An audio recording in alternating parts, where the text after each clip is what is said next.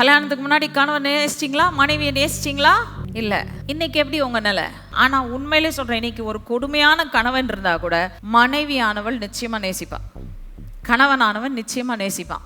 Maybe he doesn't know to express his love. ஆனா கணவன் மனைவியுடைய அன்பு தேவனால் உண்டாக்கப்பட்டது.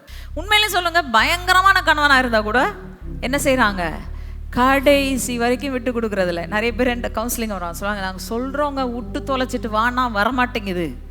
ஏன்? உறவு. அதாவது நீங்க நேசிச்சு வராத ஒரு உறவுல பின்னாடி நேசம் வருதுன்னா யோசித்து பாருங்க, இவர் உங்கள் மேல் வைத்த நேசத்தை யோசித்து பாருங்க. நீங்கள் பாவிகளும் துரோகிகளாயும் அவருக்கு தூரமானவர்களாயும் உடன்படிக்கைக்கு புறம்பே இருந்தவர்களாய் இருந்த போதிலும் தம் குமாரனாகிய இயேசு கிறிஸ்துவை அனுப்பி உங்களில் என்னில் அன்பு கூர்ந்தாரானால் அவர் எவ்வளவு அன்புக்கு பாத்திரவானாய் இருக்கிறார். அல்லேலூயா.